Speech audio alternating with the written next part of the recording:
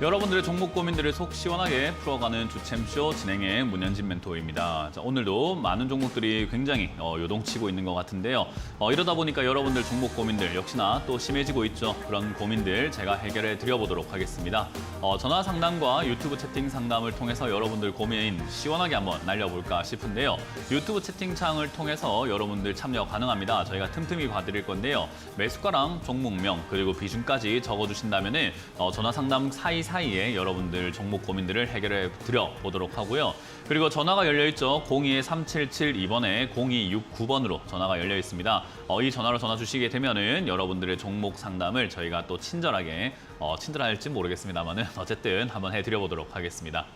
자, 그럼 여러분들 고민들을 해결하기 앞서서 시장에 대한 이야기를 조금 해놓고 출발을 해보도록 하겠습니다. 오늘 시장 조금 밀리고 있죠. 0.76% 정도 코스피가 조금 빠지고 있습니다. 그리고 코스닥은 1.08% 정도 이렇게 빠지고 있는데 요거 빠지는 게 하락의 전조현상인가? 여기서 이제 끝인 것인가? 라고 했을 때 아직까지 그렇게 섣불리 단정하기는 힘들어요. 아직까지 상승 추세라고 하죠.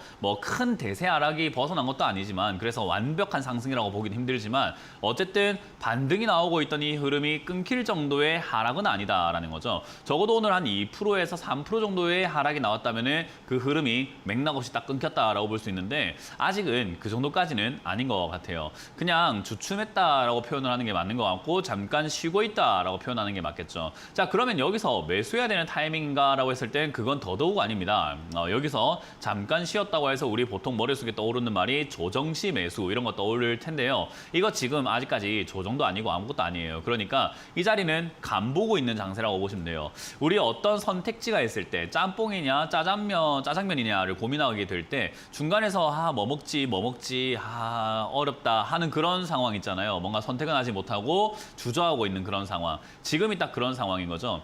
미국 CPI 지수랑 이제 PPI 지수라고 하죠. 소비자 물가 지수랑 생산자 물가 지수가 곧 나오게 될 텐데 그게 지금 예상치보다 낮아도 문제고요. 예상치보다 높아도 문제입니다. 그래서 어떤 게 좋은 거냐에 따라 가지고 말이 달라질 수밖에 없는 그런 상황인 것 같아요. 그래서 지금은 예상치보다 높은 대로 문제가 터질 거고요. 왜냐하면 예상치보다 높았으니까 예상치보다 높다 그러니까 또 금리 인상을 가파르게 하겠구나라는 그런 생각을 하게 되고요.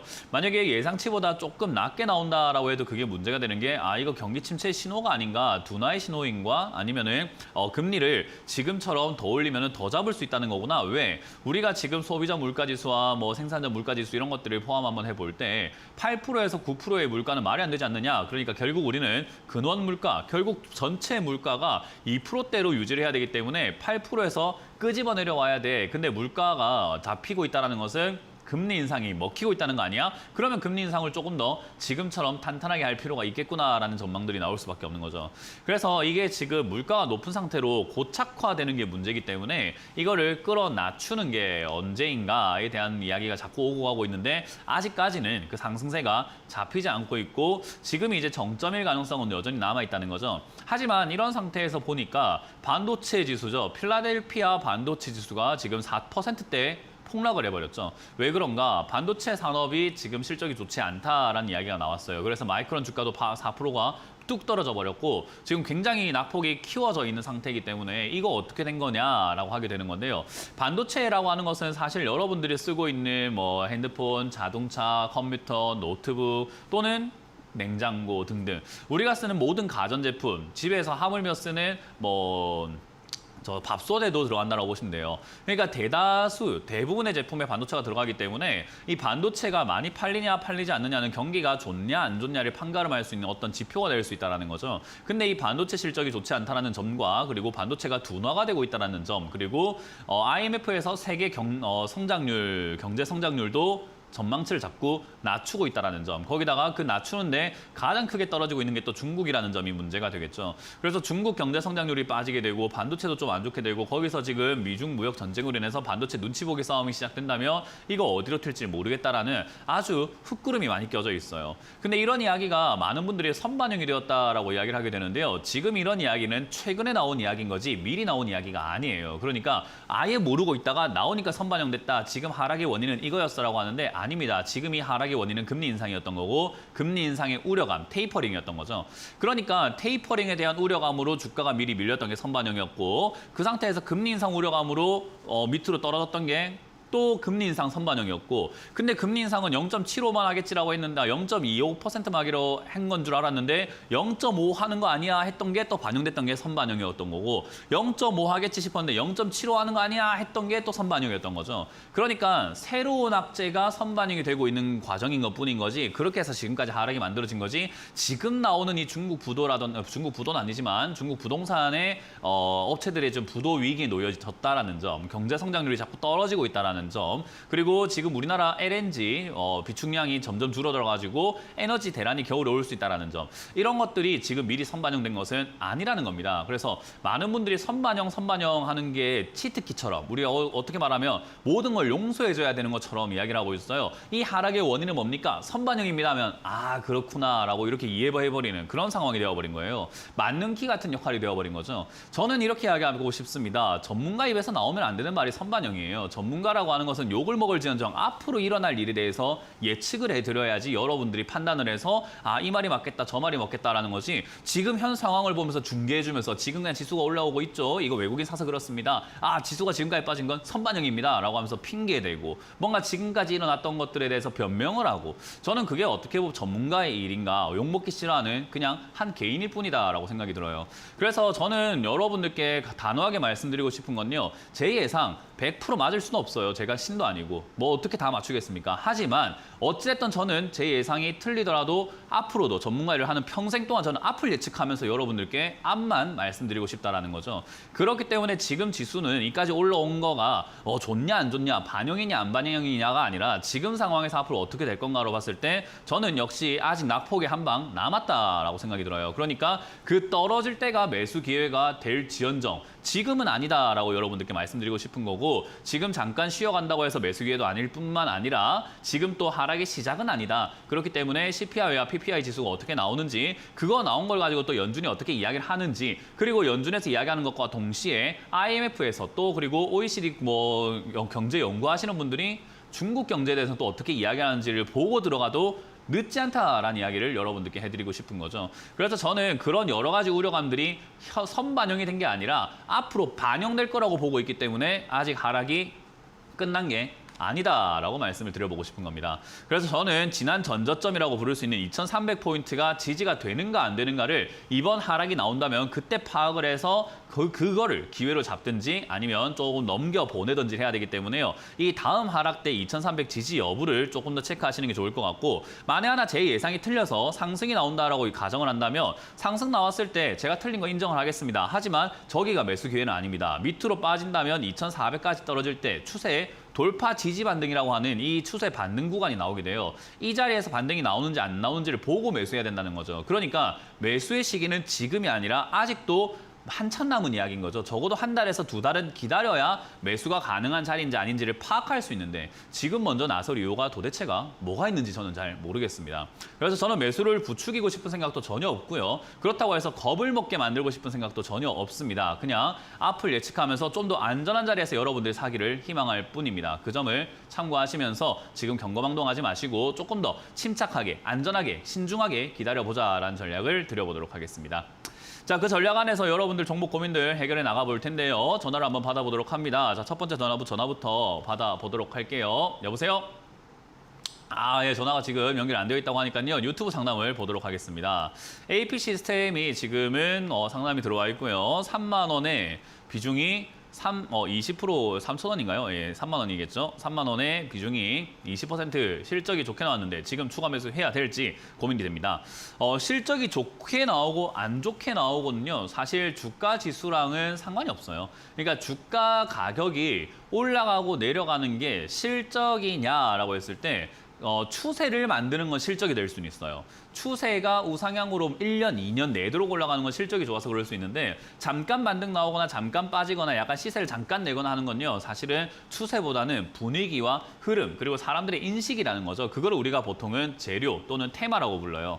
그래서 그런 인식들이 만들어져야 되는데 이 AP 시스템이 어떤 기업인가를 봤을 때 역시나 이 OLED라든가 아몰레드, 그러니까 LCD, LED 이쪽 장비 업종이라 보니까 사실 반도체와 디스플레이 장비 업종, 반도체 산업이 지금 실적이 둔화가 되고 있으니까 얘들이 지금 약간은 걱정스러운 단계가 될 수밖에 없죠. 그래서 그런 단계가 지금은 이런 게 바로 선반영이 되어 있다라고 표현을 할 수 있는 자리인 거예요. 그러면 말씀하신 것처럼 실적은 좋으나 주가가 가지 않았다. 그럼 주가가 오히려 더 내려왔다라는 것을 돈은 더 잘 버는데 가격만 싸진 거밖에 안 되니까 저평가 구간이 되는 거죠. 매수 가능하다라고 말씀드리고 싶고요. 아까 말씀드렸던 시황 설명 들으셨죠? 지금이어야 하나라는 질문에는 저는 굳이요라는 이야기를 해보고 싶은 거죠. 그래서 지수가 떨어지면 얘 또 떨어지게 되잖아요. 그러니까 지수가 떨어지는 걸 보고 떨어지지 않는 걸 보고 그때 대응해도 되니까 매수의 관점은 맞으나 기다리자. 아직은 아니다. 한두 달만 좀 더 기다려보자. 여기서 지키는지 지키지 않는지를 체크해보자라는 전략을 드려보도록 합니다. 자, 다음 상담도 유튜브로 한번 이어가 보도록 할 텐데요. 유튜브에 안트로젠이 이렇게 올라와 있네요. 안트로젠 36,600원의 비중이 15%라고 하십니다. 36,600원의 비중을 15%까지 실으신 이유를 저는 잘 모르겠네요. 요 기업은 이제 급락을 했죠, 최근에 이제 급락을 하고 실적도 뭐 지금 좋지 않은 기업이에요. 거의 뭐 적자가 계속 이렇게 나오고 있는데 요즘 제약 바이오 업종들의 가장 큰 문제가 이런 적자죠. 그러다 보니까 이 재무를 어떻게 해결하지 못한다라는 이야기가 계속 나오고 있다는 거예요. 그래서 이 재무제표상에서 적자가 자꾸 나오게 되면은 사실 이제 여러분들이 좀 조심하셔야 되는 게 요즘에 대출금리가 올라갔잖아요. 그러다 보니까 기업들이 자금 조달하기가 조금 어려워졌어요. 그러다 보면 이 기업들이 선택할 수 있는 방법이 뭐냐면 투자자들에게 손을 내미는 방법이거든요. 그 손을 내미는 방법이 유상증자란 이름으로 이 시장에서는 작용이 되죠. 그러면 유상증자하게 되면 주가가 지금보다 더 떨어질 수밖에 없는 거예요. 그러면 이런 제약 바이오뿐만 아니라 적자가 3년 이상 나오고 있는 기업들의 가장 큰 문제가 뭐냐면 유상증자 리스크가 올 하반기부터 내년까지 계속 이렇게 잠재적으로 깔려 있다는 거죠. 할지 안 할지는 우리가 정확하게 할 수는 없지만 그들이 결정하면 우리는 당할 수밖에 없는 거예요. 그렇기 때문에 그런 리스크를 떠안고 가고 있는 기업이라 보면 돼요. 뭐 1, 2년 적자는 괜찮아요. 하지만 3년 이상이라고 한다면 조금 어렵다라고 보시면 되죠. 자, 어찌됐든 그런 과정 속에서 이 기업을 그냥 단순 기본 원리대로만 생각하면요. 급락은 급등과 친구다라는 것만 기억하시면 돼요. 그래서 급락을 했기 때문에 뒤에 한번 솟아오르는 구간이 나오게 될 거예요. 이 기업이 좋아서가 아니라 나빠서가 아니라 그냥 시세상요. 올라올 때 뭐 어떤 이슈로 올라올지 모릅니다. 신약 개발에 대한 이야기인지 뭐 임상 이야기인지 그건 지켜봐야 되겠지만 여러 가지 이슈를 통해서 아마 올라와 줄 겁니다. 그때 저는 본전 탈출하시면 되고 추가 매수는 하지 않는 게 좋다. 왜냐? 리스크가 계속 남아있는 상태에서 추가 매수를 하시게 되면은 리스크가 없을 땐 잘한 일이지만 이 리스크가 발생되면 최악의 일이 되는 거죠. 그래서 최악을 면하는 것이 저는 투자의 기본이라고 생각하기 때문에 추가 매수 없이 그냥 홀딩하셨다가 본전 올라오면 정리하는 관점으로 바라보시는 게 어떨까? 이 다음에 이런 기업 사지 마시길 바라겠습니다. 자, 다음은 전화로 이어가 보도록 하겠습니다. 전화 상담 이어갑니다. 여보세요? 네, 안녕하세요. 네, 안녕하세요. 문현진 멘토입니다. 예, 수고 많습니다. 네, 어떤 게 궁금하세요? NC 소프트고, 네, NC 소프트고요. 30%고, 비중은, 네. 매수가는 376,900원, 네. 조금 36만 상위권인데, 원 되면 사신 지 얼마 안 되셨네요. 좀 됐습니다. 많이는 안 됐습니다. 네, 많이 안 됐네요. 네네. 어쨌든 지금 시기에 이렇게 매수하시게 되면은 나쁜 건 아니에요. 어쨌든 단기적인 시세를 잡았다라는 거거든요. 지금 제가 지수가 한번 네. 바닥이 아닌 것 같다, 뭐 계속 또 떨어질 것 같다 이렇게 이야기를 하지만 장기적인 관점에서 지금 추가 매수를 고민하시는 분들한테는 되게 안 좋은 자리고요. 단기적인 관점에서 저점을 잡아서 수익을 낸다? 그거는 사실은 단타가 가능한 사람들이라고 한다면 자기가 알아서 할 문제이기 때문에 사실 그거는 네. 뭐 조언을 할 이유가 별로 없는 자리인 거죠. 근데 시청자님도 지금 단기적으로 이렇게 저점을 잡아가지고 수익이 나고 있는 과정인데 알아서 할 수 없는 사람이었던 거죠, 사실은. 제가 말한 것처럼 네. 단기적인 매매를 하시는 분들은 상담을 받을 게 아니라 알아서 할 줄 알아야 돼요. 상담받을 시간에 이걸 팔거나 사거나 내 볼일 보러 나가거나 해야 된단 말이에요. 근데 그러질 못하고 있다는 것은 지금 이거를 여기 사셔놓고 장기 투자를 고민하고 계신다라고 한다면요. 지수가 아직까지 저는 바닥을 잡지 않았다고 생각을 해요. 만약에 바닥을 잡은 거라면 좋은 일인데 잡지 않은 거라면 또 떨어지는 거잖아요. 그죠? 네, 그러면 그런 위험을 그러니까 갖고 지금 추가 매수를 여기서 죄송합니다. 갖고 추가 있어야 매수. 되냐. 그러니까 추가 매수를 하는 것도 이게 여기가 바닥이 아니면 어쩌시려고 자꾸 추가 매수를 고민하시냐는 거죠.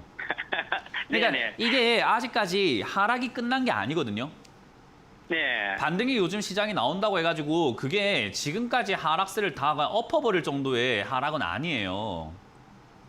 예. 무슨 말인지 그러면 이해가 저 되세요? 뭐 지금 수입이 조금 났는데 그렇죠. 매도를 좀 하는 게 좋겠습니까? 맞는 거죠. 그러니까 단기적으로 수익이 잠깐 이렇게 나면은 매도하셨다가 바닥인지 아닌지를 네. 확인하고 천천히 비중을 늘려가면 되는데 지금 30% 비중 늘어가 있는데 조금 수익이 나고 있는 과정에서 바닥이라고 생각하고 한 방에 들어갔다가 만약에 제가 말했던 지수 하락이 나와가지고 폭락이 나오면 어떡하시려고요? 굉장히 네. 어렵지 않을까요? 그러면 그죠? 예, 맞습니다. 그러니까 그렇게 되지 않도록 무리하지 말자라는 거예요. 그래서 저는 지금 이 자리에서 사실 어제 올라올 때 약간 비중을 줄여가지고 수익을 챙기는 게 맞았는데 그게 안 된다면 지금이라도 네. 비중을 저는 한 5%에서 10% 정도 줄이시길 바라겠고요. 그리고 여기서 네네. 이 하락세가 뭐 끝난 건지 안 끝난 건지 아직 정확하게 알 수는 없어요. 이 상승세가요. 그래서 예. 조금 더 지속이 된다면 사실 한 3만 원까지는 올라와 줄 겁니다. 그러면 그때 비중을 역시나 절반 이상을 줄여내셔가지고 수익을 챙기시고 조금 더 관망하시다가 나중에 떨어지면 바닥이 34만 원대 여기가 바닥인지 아닌지를 확인하고 들어가시면 되잖아요. 아, 예, 그렇게 네, 할까요? 확인 좀 하고 합시다. 투자를 하실 때 확인 안 하고 하는 습관 되게 안 좋은 습관이에요. 아, 네. 아시겠죠? 아이고, 잘하겠습니다. 고맙습니다. 네, 고맙습니다. 네. 다음 상담 이어가도록 하겠습니다. 여보세요? 네, 여보세요? 네, 안녕하세요. 문현진 멘토입니다. 네, 안녕하세요. 네, 어떤 게 궁금하세요? 아, 네, 화성산업이요? 화성산업이고요. 네, 매수가는 비중이요? 24,700원이요? 24,700원에 20%요? 20%요? 네. 사신 이유가 있으실까요? 아, 이거 좀 오래됐는데, 그때 건설주 한참 움직일 때 산 거라서, 네. 주가 빠지고 나서 계속 빠져갖고, 네. 어떻게 대응을 해야 될지 몰라서 전화드렸거든요. 그때 21,000원까지 올라왔었는데, 네. 그때 손절을 못해서 거기까지는 올라올까 어떻게 해야 될지 몰라서. 뭐 일단은 지금 당장은 좀 기다려 볼 필요가 있습니다. 뭐 일단 이거 사신 건 최악이고요. 그냥 솔직 담백하게 말씀드릴게요. 이거 사신 건 정말 최악이에요. 네, 화성산업 건설 쪽 올라올 때 건설 쪽 올라왔던 이유가 이제 대선 일어나기 전에 대선 나오는 사람들이 신도시 많이 짓겠다 이런 이야기들과 인프라 조성하겠다 이런 이야기들 때문에 맥락 없이 급등만 나왔거든요.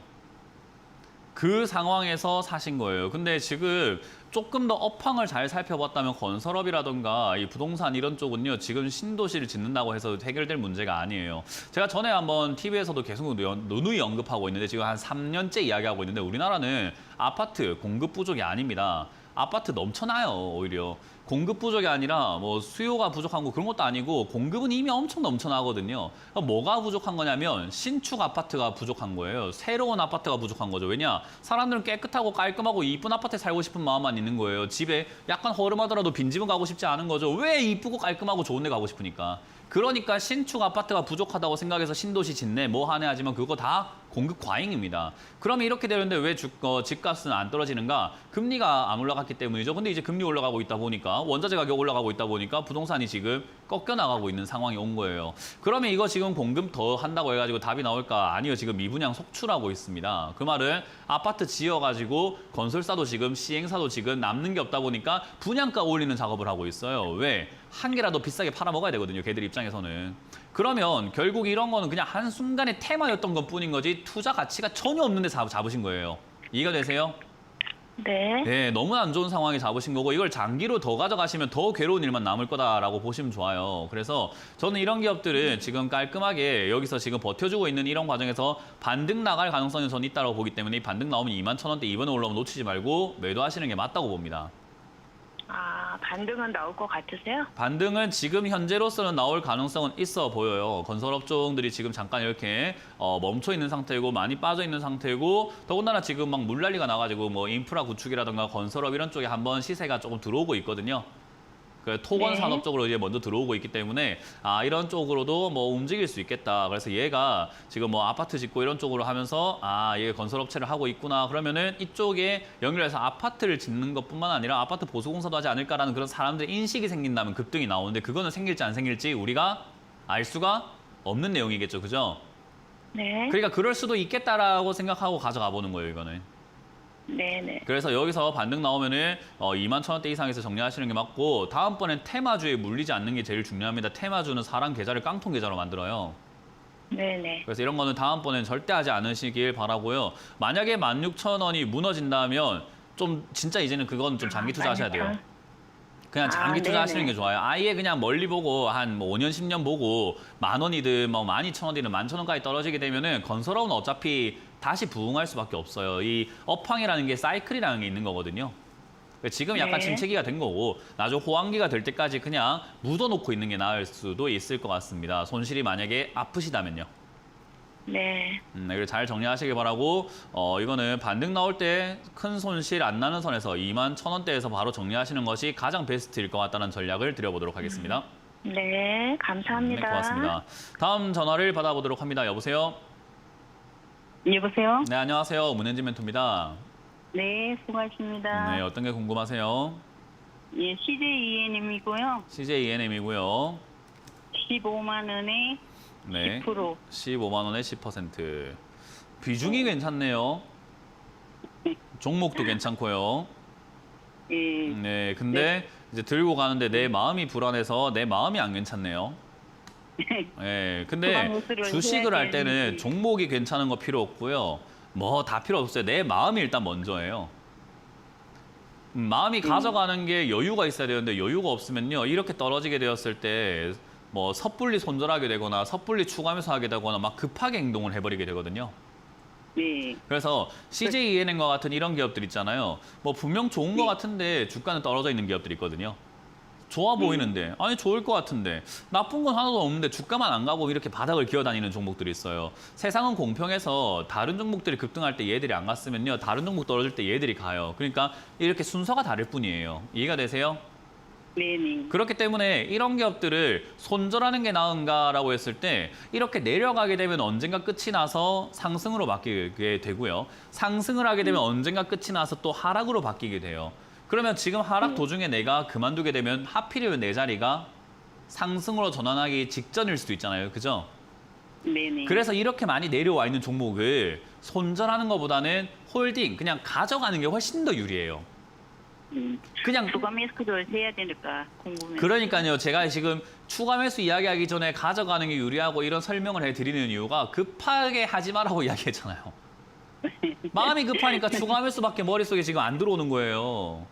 네. 마음이 급하면 안 된다는 이야기를 제가 화두에 던져놓은 이유가 말 돌리고 장황하게 설명하는 게 아니고 주요 순위대로 말씀을 드리고 있는 거예요. 첫 번째 네. 마인드부터 잡아라. 두 번째 홀딩해서 가져가면 된다. 그리고 세 번째가 그러고 지켜보고 있는데 충분히 안 떨어지고 이제 더 이상 안 내려가는 것 같고 올라갈 기미가 좀 보인다 싶을 때 추가하면서 하면 되는데 지금 어떻게 올라갈 기미가 어떻게 보여요? 우리가 그림을 보면 경사라는 게 보이잖아요. 네. 그죠? 지금 주가가 시청자님이 매수한 이후로 이렇게 약간 45도 각도인지 몰라도 뭐 쭉 좁히면 45도가 좀 높을 거고 어쨌든 대각선 아래로 쭉쭉 내려가고 있는 방향성을 보이고 있잖아요. 그죠? 네네. 그럼 이게 어떻게 올라갈 신호로 보이세요? 그러니까 내려가고 있잖아요. 아직도. 여기서 네. 멈출지 안 멈출지는 시간이 말을 해주겠죠. 지금 알 수 있는 게 아니라 몇 개월 뒤면은 차트가 더 많이 나올 거 아니에요. 그림이 좀 더 많이 나올 거 아니에요. 그죠? 네네. 예를 들어서 내년 이맘때쯤에 지수가 이 CJENM의 주가가 저 밑으로 더 내려가 있을 수도 있고 아니면 여기 횡보하고 이렇게 자리 잡고 있을 수도 있고 아니면 이렇게 파동을 그리면서 이러고 있을 수도 있고 아니면 좀 올라가고 있을 수도 있을 거 아닙니까? 그죠? 네. 저걸 봐야 우리가 더 이상 안 내려가구나를 아는데 오늘날 뭘 알겠습니까? 그러니까 지금 추가하면서 할 이유가 전혀 없으니까 그냥 마음 놓고 가져가면 된다. 이건 가져가면 되는 기업이고 더 사면 되는 기업인데 지금은 아니다는 거예요. 네. 그래서 제가 투자자들께 간곡히 부탁드리는 게 제발 현금 들고 기다리는 것도 투자의 일환이니까 제발 좀 기다려주세요라고 이야기를 하는 거예요. 네네. 네, 못 기다리면 답 없습니다. 주식은요, 기다리는 자가 승리하게 되어 있어요. 못 기다리면은 주식 안 하는 게 좋아요, 사실은. 네. 네, 그래서 그냥 이 기업은 저는 기다려도 좋은 기업이라 생각하고 컨텐츠 사업은 지금 계속해서 성장하고 있어요. 넷플릭스라던가 이런 데 막 볼거리가 점점 많아지게 되고 컨텐츠 전쟁이기 때문에 사실은 이거 앞으로도 이 CJENM의 가치 그리고 성장 저는 거의 뭐 보증수표라고 생각을 해요. 그러니까 가져만 가면 되고 밑에 내려왔을 때 바닥 잡았을 때 더 살 수만 있으면 되는데 허투루 잡아버리게 되면 그 뒤에 마인드가 꼬여버려요. 내가 괜히 네. 샀다, 괜히 바빠게 움직였다, 지금이라도 내가 비중을 또 팔아야 되나 어찌해야 되나 자꾸 이렇게 손을 대게 되어 있어요. 사람이라는 거는. 네. 손대지 마세요, 제발. 네. 네, 홀딩하고 가져가시다가 충분히 지켜보고 10만 원대에서 적어도 6개월 정도 더 이상 움직이지 않고 계속 10만 원대에서 왔다 갔다 하면 그때 다시 한번 전화 주시고 추가하면서 문의해 주신다면은 저도 그때는 올바른 조언을 드릴 수가 있겠죠. 네. 알겠습니다. 충분히 기다리고 전화를 감사합니다. 주세요. 네. 다음 상담 이어가도록 하겠습니다. 여보세요? 여보세요? 네, 안녕하세요. 문현지 멘토입니다. 아이고, 반갑습니다. 네, 어떤 게 궁금하세요? 서진 시스템 네. 15,550원에 30%요. 15,550원에 50원. 30% 지금 최근에 매수하셨네요, 이거? 아니, 조금 됐는데요. 조금 됐어도 2주, 3주밖에 안 된 거 아니에요? 아니요. 그러면요? 2달 가까이 된 것 같은데요. 두 달, 그럼 그렇죠? 내려왔을 때 사신 거예요? 그렇죠. 내려올 때 샀다가 지금 이제 본전쯤 온 거네요? 내려왔을 때 하고 더 떨어졌다가 다시 회복된 상태. 그러니까요. 본전 다시 온 거네요. 네네네. 저는 이거 사신 자리를 좀 잘 이해를 못 하겠어요. 왜 사셨는지. 일단 뭐 차트를 보고 매수하신 거라고 한다면은 여기가 이제 지지 반등 자리라고 생각하고 사셨을지도 모를 것 같아요. 왜냐하면 지난번 전고점이었고 이번에 맞고 올라가는 저점이었기 때문에 이번에도 저점이겠지라고 사신 것 같기도 하고 그렇거든요. 네, 근데 맞습니다.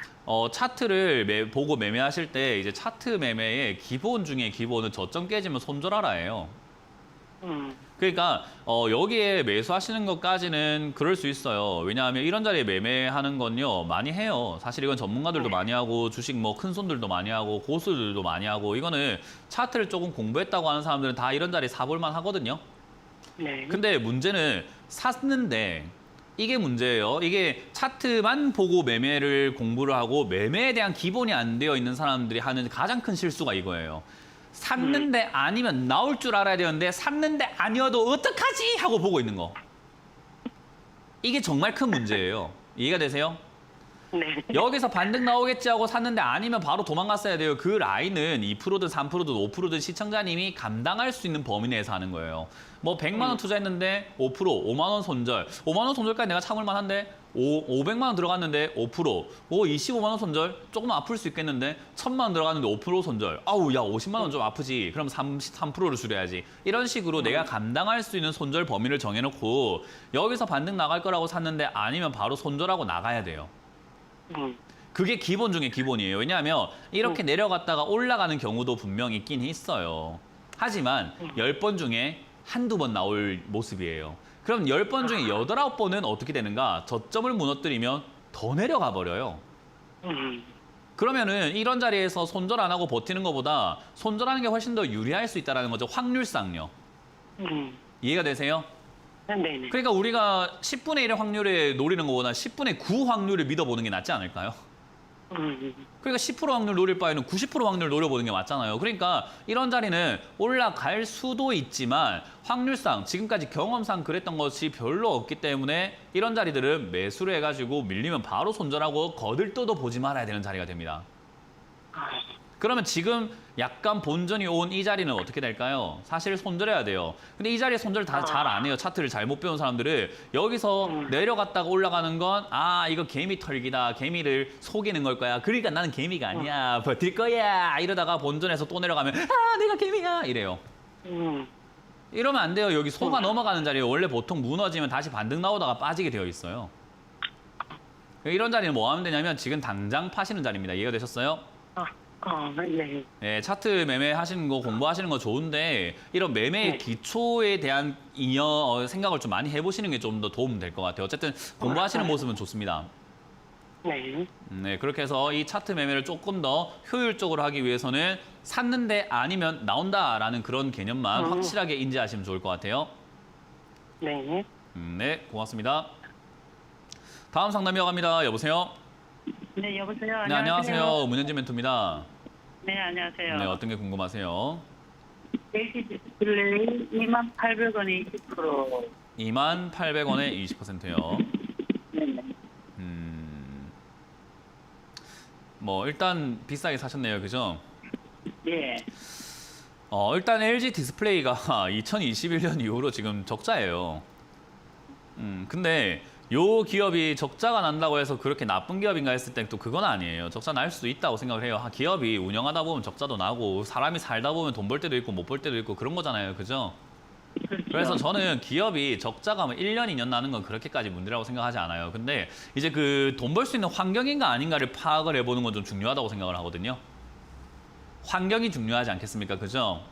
예. 그래서 LG 디스플레이라고 하는 이 회사가 환경이 되려면은 디스플레이가 들어가는 제품들을 많이 팔아야 될 거고 그런 제품들이 많이 팔려야지만 디스플레이가 많이 팔릴 것 같아요. 근데 요즘에 지금 물가가 올라가는 게 체감이 되지 않으세요, 혹시? 체감. 체감되죠. 왜 체감이 되냐면 시청자님이 매일같이 핸드폰 바꾸시는 것도 아닐 거고 매일같이 컴퓨터 바꾸는 것도 아닐 거고 매일같이 모니터 바꾸고 TV 바꾸고 하시는 분은 아닐 거예요. 근데 체감이 되는 이유가 뭐냐면 우리가 먹고 사는데 지금 물가가 상당히 많이 올라가서 배달비니 뭐 식자재니 식료품이니 이런 물가가 올라가니까 확 체감이 되기 시작하잖아요. 그죠? 그렇죠. 그러다 보니까 우리가 돈 씀씀이가 어떻게 돼요? TV 바꿀 것을 지금 안 바꾸고 나중에 좀 미뤄볼까 싶기도 하고 핸드폰 바꿀 것도 조금 있다가 바꿀까 싶기도 하고 자동차 바꿀 것도 야 요즘에 전기차 바뀌는 추세인데 좀 이따 바꿀까 지금 좀 더 타볼까 약간 다 어떻게 해요? 소비를 좀 미루게 되지 않습니까? 시청자님도 그럴 거고 주변 사람들도 많이 그런 사람들이 속속 증가하고 있다는 거죠. 더군다나 집 사신 분들은 지금 이자가 올라가니까 또 부담이 되니까 뭔가 쉽게 제품이라던가 이런 것들을 바꾸기가 어려운 상황이 되어 있어요. 그러면 디스플레이가 들어가는 제품들이 덜 팔리기 시작을 했다는 거고 앞으로 이러한 추세는 한 달, 두 달 만에 끝날 게 아니라 적어도 1, 2년은 계속 이어질 거라고 봤을 때 디스플레이 산업이 성장할 이유는 별로 없다라고 보여지는 거예요. 이해가 되세요? 그럼 시청자님이 결정할 건 그거예요. 그렇게 힘든 시간 동안에 나는 LG 디스플레이와 함께 해줄래? 힘들어도 나도 같이 손 꾹 잡고 나도 같이 물리고 니도 힘들어라 나도 힘들게 하고 같이 가보던가 아니면 니만 힘들어라 난 안 힘들란다 하고 도망가던가의 둘 중에 선택의 문제인 거예요. 이해가 되세요? 예. 그래서 디스플레이를 믿고 가져가신다고 한다면 저는 이 기업은 가져갈 만한 기업이다라고 말씀을 드려보고 싶어요. 그래서 가져가려고 한다면 전략이 좀 필요할 거예요. 그래서 12,000원대나 만원대까지 내려올 때까지는 추가하면서 하면 안 되고 그냥 기다려야 돼요. 왜? 아직 좀 더 힘들 수 있으니까. 근데 그냥 주구장창 내려가는 게 아니라 반등을 주면서 내려갈 텐데 이왕이면은 잠깐 도망갔다가 다시 완전히 힘들 때 들어가는 것도 좋잖아요. 그죠? 그렇죠. 그래서 저는 이거 18,000원이나 2만원대 가깝게 반등이 나와준다면은 뒤도 돌아오지 말고 매도 먼저 하시고 나중에 LG 디스플레이 이거 좋은 기업이니까 10,000원쯤 또는 12,000원쯤 7,000원쯤 정말 싸게 내려오면 그때 사시는 거 어떨까 좀 보류하자라는 전략을 드리고 싶네요. 예. 그래서 제가 시청자분들께 제가 계속 강조해 드리는 게 아니 현금 들고 기다리면 되는 거 왜 이렇게 물려서 기다립니까? 라고 하는 거예요. 이해가 되십니까? 네네. 야, 이거 현금 들고 있는 거 죄처럼 느끼지 마시고 현금 들고 있는 것만큼 좋은 게 없어요. 한때는 좀 지켜보면서 딱 이 기회를 노려보는 것도 저는 좋은 투자라고 생각하기 때문에 지금은 반등이 만약에 나온다면 2만 원대까지 나오거나 19,000원까지 나오면 바로 매도하시길 추천드려보도록 하고 만약에 반등 없이 내려간다면 그냥 가져가셨다가 10,000원쯤 됐을 때 추가 매수 가능할 수 있습니다. 10,000원쯤에서 최소한 5개월 정도 지수가 그 종목이 조금 이렇게 버텨준다면 가격이 버틴다면 그때 다시 한번 전화 주시길 바랍니다. 네, 고맙습니다. 네, 고맙습니다. 자, 이번 주 또 강연회가 준비가 되어 있습니다. 제가 월화 또 이렇게 강연을 했는데 또 수목 어떤 강연이 있는지 보고 돌아오도록 하겠습니다.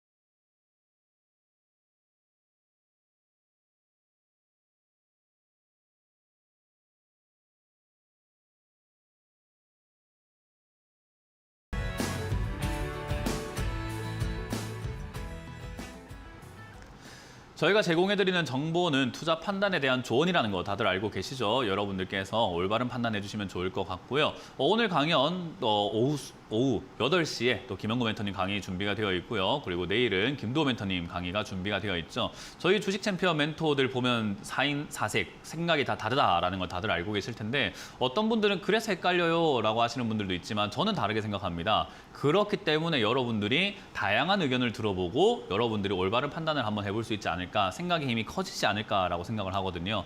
그래서 여러분들이 주는 대로 그냥 생각해서 누구 말이 맞을까 보다는 이 말도 들어보고 저 말도 들어보고 내 생각은 이래라고 하면서 여러분들이 올바른 판단을 하시고 선택을 하셔야 된다는 거, 그래야지 여러분들도 한 단계 성장할 수 있다는 점을 좀 참고하시면 아마 방송 보시는데 그리고 강연을 보시는데 도움되지 않을까라는 조언을 드려보고 싶네요.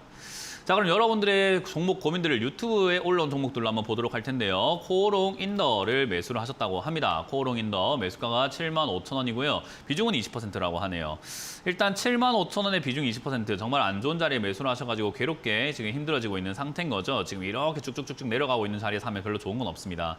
자, 어찌됐든 이 기업은 제가 안 좋다고 하는 가장 안 좋은 종목 중에 하나죠. 뭐냐? 실적 좋고 기업 좋은데 주가만 비싼 종목. 이거는 판단하기가 힘들고 고가놀이라는 것을 진행을 하기 때문에 어디로 튈지 모르는 그냥 단순히 힘의 논리에 따라가 움직이는 기업의 전망이고 뭐고 이런 건 다 필요 없는 기업이라고 보시면 좋아요. 그래서 이 자리는 지금 힘의 원리상 아직까지는 내려가고 있고 이 자리에서 바닥 잡는지 안 잡는지가 이제는 지켜봐야 돼요. 그러니까 한 다리 건너면 한 다리 또 두들겨보고 또 다른 다리를 건너면 또 돌을 또 두들겨봐야 되는, 계속해서 돌을 두드리면서 건너야 되는 자리인 거죠. 이 자리가 무너지면 다음 자리가 바닥인지 확인해야 되고요. 또 무너지면 또 다음 자리가 바닥인지 확인해야 되는, 그냥 바닥만 확인하면서 세월 보내는 종목이라고 보면 돼요. 왜? 그런 자리 샀으니까요. 그래서 지금은 어찌됐든 지금 이 자리 48,000자리가 지지가 되느냐 여부인데요. 지금 이 종목 상담을 가만히 보시고 오랫동안 먹으신 분들, 특히나 우리 유튜브 채팅창에서 실력이 조금 있으시다 하시는 분들 다 아실 겁니다. 종목 개별 종목 보면요, 전부 다 싸요. 객관적으로 너무 싸요. 코오롱 인더 문제가 아니라 그냥 싸요. 신저가 많죠. 급등에 딱 빠져가지고 정말 많이 빠진 자리들 많죠. 그래서 매수의 기회가 맞긴 맞아요. 하지만 오늘이 아닌 거고 지금이 반등이 아닌, 이 외바닥이 아니라는 것뿐인 거죠. 그래서 이 다음 하락이 쌍바닥이 그려진다면 얘도 쌍바닥 그릴 거고, 지수가요. 지수가 만약에 헤드앤숄더의 역배열이라고 하는 역 모양인 역헤드앤숄더인 밑으로 쭉 빠졌다가 올라가는 모양 나오면 얘도 이렇게 움직일 거예요. 그걸 보고 사야 된다는 거죠. 그래서 코오롱 인더는 지금 코오롱 인더를 볼 게 아니라 지수를 봐야 됩니다. 지수가 만약 바닥을 잡고 뭔가 매수의 기회를 만들어주는 포인트가 나온다면 그때는 적극적으로 추가 매수를 하셔가지고 탈출을 꾀해봐야 되지만 지금은 아니다. 그래서 이건 홀딩하시고 53,000원짜리 이 자리 즈음이 바닥인가 아닌가를 같이 지수를 보면서 지켜보자. 이 부분은 계속해서 그 시황 설명을 좀 들어보시는 게 제일 좋을 것 같다는 조언을 드려보겠습니다. 자, 다음 상담도 이어가 보도록 하겠습니다. 다음 상담은 효성 TNC를 매수를 하셨어요. 효성 TNC를 51만 원에 비중 5%를 매수하셨는데 똑같죠? 방금 코오롱 인더랑 모양새가 똑같지 않습니까? 지금 뭐 다른 종목 보는 게 아니라 똑같은 종목 보고 있다 생각이 들 정도로 다시 한번 볼게요. 이 효성 TNC고요. 지금 까만 선에 매수하셨고요. 코오롱 인더고요. 코오롱 인더를 여기 사셨더라고요. 그러니까 똑같잖아요. 내려가고 있는 도중에 중간쯤에 어정쩡하게 사가지고 물려있는 단계. 다만 문제는 코오롱 인더는 반등 포인트를 살짝 만들면서 힘이 약간 상승의 힘이 조금 주면서 간다면은 효성 TNC는 힘이 없네. 아예 이거는 힘이 없어요. 뭐 완전히 힘이 없어요. 올라올 기미가 보이질 않아요. 그냥 이거는 계속해서 쭉쭉 처지고 있는 그런 기업이라 보시면 좋아요. 이런 거는 언제 반등 나올지 아직까지 정확한 힌트, 포인트 아무것도 잡을 수가 없는 상황인 거죠. 기업은 나쁩니까? 라고 했을 때 제가 말한 것처럼 이런 기업이 문제예요. 영업이익이 증가하고 주가도 폭등한 기업들이 문제예요. 왜? 좋다라는 그 희망 때문에 손절도 못하고 사람 피말리거든요. 그래서 이거는 사실 피 마르지 마시고 비중이 5%밖에 안 되니까 51만 원에 매수하셨잖아요. 그냥 충분히 기다리세요. 요거 빠지게 되면은 예전에 상장하고 튀어 올랐던 자리거든요. 상장하고 튀어 올랐던 자리인 25만 원대. 요 정도라든지 28만 원대 요 정도의 자리 한번 잡아줄 것 같습니다. 그때 추가 매수를 하는 게 좋은데요. 그러려면 거래량이 평소보다 좀 많은 거래량이 필요해요. 그걸 제가 기준을 굳이 잡아달라고 하셔가지고 잡는다면은 저는 지금 이 종목 기준으로는 한 15만 주에 가까운 좀 거래량이 터져준다면 조금은 의심해볼 만한 자리라고 생각을 합니다. 그래서 그 정도 거래량이 들어오면서 25, 6만 원대, 27만 원쯤에서 조금 머문다는 기준은 한 3개월은 머물러야 됩니다. 이 기업은 정말 오래 걸리기 때문에요. 그래서 최소 그 정도 머물 때 다시 한번 문의를 주시면 좋을 것 같습니다. 지금은 그냥 그대로 홀딩하시길 바랄게요. 자, 다음 종목도 한번 보도록 하겠습니다. 광명전기인데요. 광명전기를 4,100원에 매수를 하셨네요. 아이고 비싸게 사셨네요. 이거는 튀어 오를 때 그냥 불나방처럼 이렇게 달려들게 됐다라고 보시면 되는데 이런 기업들과 이런 자리들은요 좋다라고 말하기 좀 힘들죠. 이거 완전 단순 테마 때문에 올라온 기업이어가지고 지금 이게 더 갈 수 있을까는 솔직히 테마주로서 역할을 더 할 것인가의 문제에 달려 있습니다. 그래서 이거는 우리가 흔히 말하는 쌍봉에 해당되는 자리예요. 이렇게 원봉, 투봉에 쌍봉 이렇게 모양을 약간 이렇게 봉우리 두 개를 만들고 있죠. 이런 자리는 별로 좋은 자리가 아니다라고 보통은 이야기를 해요. 이건 차트에서 공부를 하면 전통적으로 그렇게 이야기를 합니다. 그래서 이거는 지금 계속 맞고 떨어지는 자리죠. 이번만 맞고 떨어지는 자리가 아니라 2013년 이래로 2012년 이래로 한 번, 두 번, 세 번, 네 번, 다섯 번 맞고 떨어지는 자리에 사셨습니다. 그러니까 잘못 사신 거죠. 반대로 2012년 이래로 2,000원만 되면은 기다렸다 올라가고 기다렸다 올라가고 기다렸다 올라가고 기다렸다 올라가는데 2,000원 샀으면 얼마나 좋았을까요? 네, 불나방이니까 여기 샀겠죠. 불나방이면 안 됩니다. 우리는 사람이잖아요. 불나방이면 안 돼요. 이런 데 사지 마시고 다음에 이런 데 산다 생각하시면 좋을 것 같고 마찬가지로 이거 이까지 떨어질 때까지 냅둬야 돼요. 어쩔 수가 없어요. 그냥 2,400원 이하로 빠질 때까지 내버려 둬야 됩니다. 이건 추가하면서 하시면 안 되고요. 반등이 혹여나 지금 N자 반등으로 일시적으로 튀어 올라온다면 3,500원 선에서 비중을 줄이시는 걸 추천드려 보도록 하고 2,500원대 이하에서 추가 매수를 고민해봐도 좋은 자리니까 내려오면 다시 한번 문의를 주시면 좋을 것 같습니다. 자, 다음 상담도 이어가 보도록 할 텐데요. 유튜브에 올라온 종목이죠. 바로 보도록 합니다. 한미 반도체를 매수를 하셨습니다. 14,150원에 매수하셨고 코로나 확진이 되셔가지고 목소리가 안 나온다고 하셨는데 몸 관리를 좀 잘하시면 좋을 것 같고요.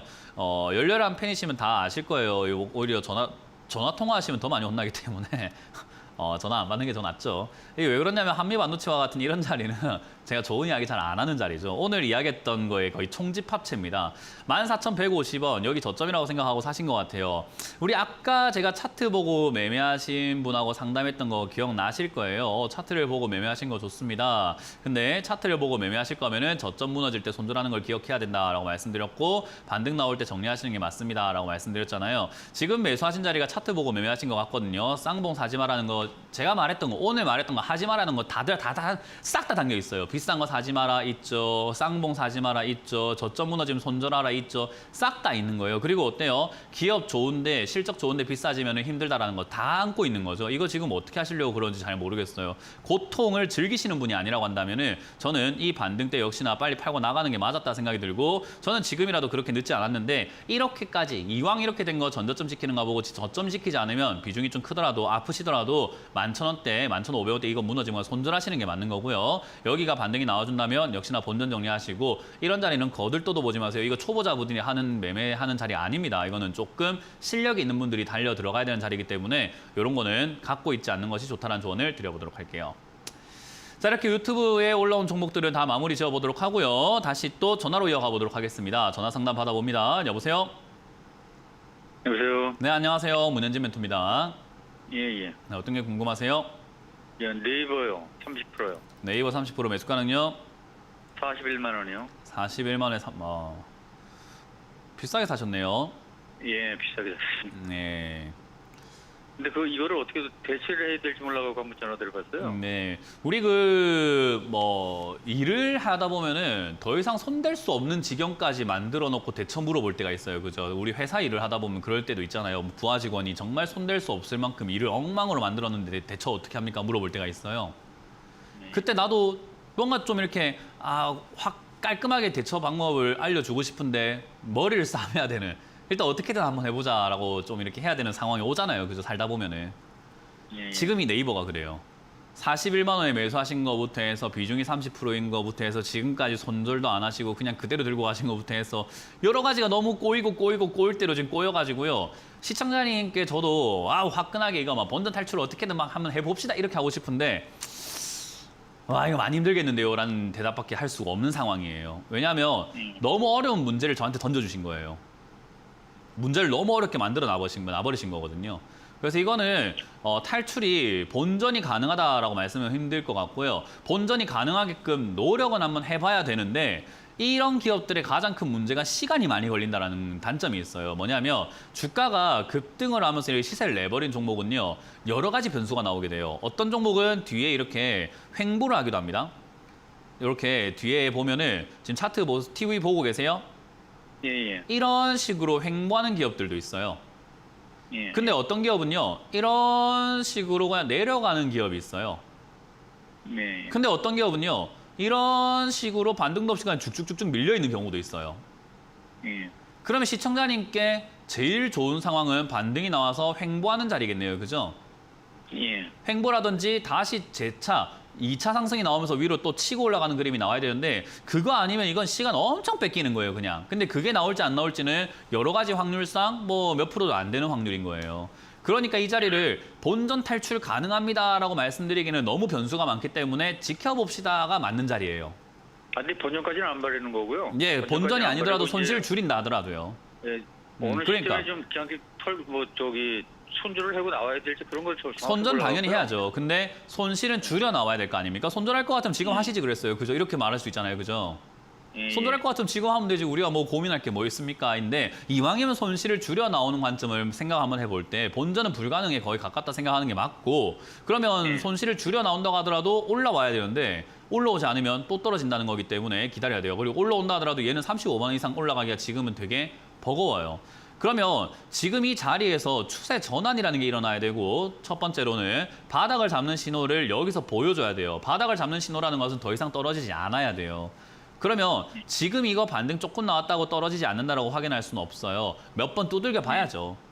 두들겨 본다라는 것은 우리가 차트를 미리 볼 수 있으면 좋은데 미리 보기가 안 되잖아요. 그죠? 예, 예. 그래서 시간이 필요한 거예요. 확인하는 시간. 이해가 되세요? 예, 예. 그래서 지금 22만 원대가 저점이라서 이거를 지지가 되는지 안 되는지를 지켜봐야 되기 때문에 시청자님은 이거 22만 원까지 내려오기 전까지는 아무것도 하실 수가 없어요. 확인을 해야 되니까. 무슨 말인지 이해가 되세요? 예, 예. 네, 가까워지면 어쩔 수가 없어요. 그러니까 이게 힘든 상황인 거예요. 어쨌든 시간을 보내야 된다는 것 자체가. 시간 잘 보내시려면은 주식 보고 계시지 마시고 본업에 충실하시거나 가정을 돌보시거나 자기를 위한 시간을 보내는 게 시간이 좀 빨리 가요. 시간을 빨리 보내야 되거든요, 이거는. 그래서 22만 원 반등이 나와준다면은 여기서 조금 이렇게 버티다가 다시 상승할 수 있다는 어떤 징조예요. 큰 상승이든 작은 상승이든요.